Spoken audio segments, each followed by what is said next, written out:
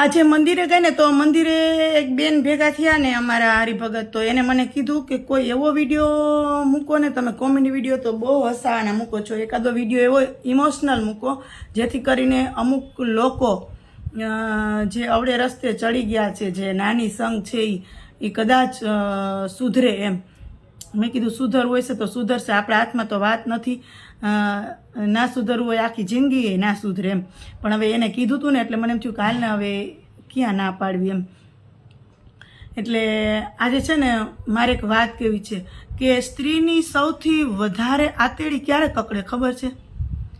એક સ્ત્રીનું અંતરાત્મા ક્યારે દુભાય, અંતરાત્મા ક્યારે બળે સૌથી વધારે, આજે હું તમને કહું, જ્યારે એનો દીકરો આડે રસ્તે ચડી જાય ને, અવળે રસ્તે ચડી જાય, ના કરવાના વ્યસન કરી નાખે, ના કરવાનું ધંધા કરે, ત્યારે એક માની આતેડી એટલી કકડે ને કે એવી તો કદાચ કોઈ ઓલા કહે ને કે કેન્સર પીડિત હોય ને એને પણ એટલી તકલીફ ન થતી હોય ને, એટલી તકલીફ એક સ્ત્રીને પોતાનું સંતાન ગેરમાર્ગે જાય ને ત્યારે થાય. ના તો એ કોઈ સગાવાલામાં કહી શકે અને ના તો એને કાંઈ કહેવાનું રહે, એને મૂંગે મોઢે સાંભળવાનું જ રહે, ના એની વ્યથા કોઈની સામે વ્યક્ત કરે કે, કારણ કે આ દુનિયા તો છે ને દુઃખ જોઈને રાજી જ થવાની છે. તમને ઉપર છેલ્લું તમને એમ કે સુધરી જાય, થઈ જાય કોઈ બી વાતને લઈને, અંદરથી તો એ રાજી જ થવાનું હોય કે જોયું કેવો એ કે બગડી ગયો એમ. એટલે સૌથી વધારે જે સ્ત્રીને એક માતાને પીડા થતી હોય ને તો એનો દીકરો કે દીકરી આડે રસ્તે ચડે, એને ના કરવાના વ્યસન થાય ને ત્યારે એનો અંતરાત્મા એટલો દુભાય ને કે એની પીડા તો એ જ જાણે. એટલે મારું કહેવું એમ છે કે તમે છોકરાઓ આજકાલના કોઈનું પણ ના વિચારો ને તો કાંઈ નહીં, પણ એક તમને જન્મ દેનારી તમારી જનેતા છે ને એનો એક વખત વિચાર કરી લેજો કે હું આમ કરીશ તો મારી માને દુઃખ થાય, મારી માને તકલીફ થાય, મારે નથી કરવું. અત્યારે હું એક દિવસ આ તો હું તમને કહું કે મારા ઘરવાળા ભેગી બાઇકમાં ગઈને તો એક કેબિનની બાજુમાં બે છોકરા ને એક છોકરી ઊભા હતા, તો એ સિગારેટ છોકરીએ પીતી હતી અને મને તો એટલો જીવ બળ્યો ને, તો મેં કીધું આને કાંઈ ખબર પડે કે કાંઈ વિચાર આવે કે આવું વ્યસન. ત્યારે મારા ઘરવાળા કે જાય ને મમ્મીને પૂછીએ કહીએ જાય એને પાસે ફોન નંબર લઈ આવી દો કે, એટલે એ મને મસ્તી કરતા હતા કે તું સુધારવા કે જાસ હોય કે એમ.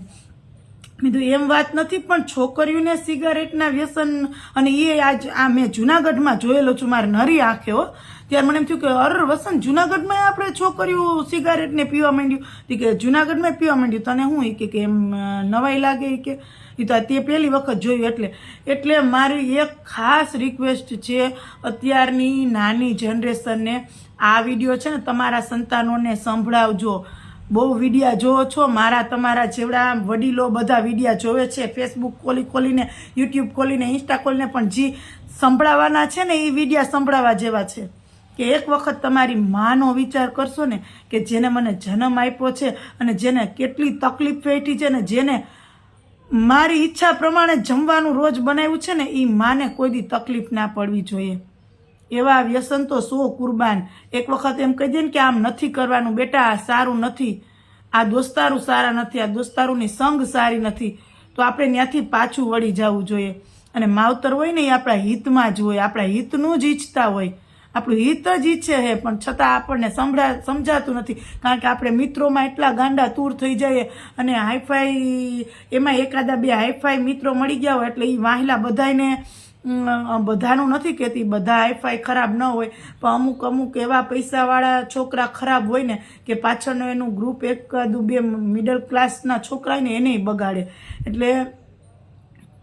હજી પણ કહું છું કે કોઈનું ન વિચારો તો કાંઈ નહીં, પણ એક વખત ખાલી તમે તમારા માવતરનું વિચારશો ને તોય તમે ખરાબ પગલું નહીં ભરો, કારણ કે તમારા અંતરાત્માથી જે અવાજ નીકળશે ને કે આમ ન કરાય, અને એ તમે સાંભળ્યો હશે ને તો તમે જીવનમાં કોઈ દી આડે રસ્તે જાશો જ નહીં. અમારે નહોતું કેવું, પણ મને એક બેને કીધું ને એટલે મને એમ થયું કે હાલો આપણે હસાવીએ તો બહુ બધાને, પણ જો આપણી ભાષાથી, આપણી વાણીથી કોઈને પ્રેરણા મળતી હોય ને તો આપણને આ વિડીયો બનાવવામાં કાંઈ વાંધો નથી. અને અમુક તો દ્રશ્યો એવા જોયેલા છે અમે કે એનું તો વાત ના કરે કે અરર આ માવતરને બિચારાઓને ખબરેય ના હોય કે છોકરાને છોકરીઓ ભણવા જાય અને ક્યાં ખૂણે ખાંચકે બિલ્ડિંગના છાંયે મેં તો જોયેલા છે વાતું કરતા હોય, સિગારેટ પીતા હોય ને એને તારે ભણવાનો ટાઈમ પૂરો થાય એટલે પછી ઘરે ભાગે એટલે માવતરને એમ થાય કે છોકરા ભણવા ગયા અને હકીકતમાં ભણવા ના ગયા. 4-5 દિવસ ગેરહાજરી થાય ને ત્યારે ખબર પડે કે આ છોકરો ભણવા નથી આવતો સ્કૂલે. એટલે જ અમુક સ્કૂલમાં 1 દિવસ ગેરહાજર હોય ને તો એ સ્કૂલમાંથી ફોન જાય છે પેરેન્ટ્સને, ને થવું જ જોઈએ જેથી કરીને બધા પેરેન્ટ્સને ખબર તો પડે કે આપણું સંતાન સ્કૂલે ગયું છે, કોલેજે ગયું છે કે રખડવા ગયું છે. સાચું ને?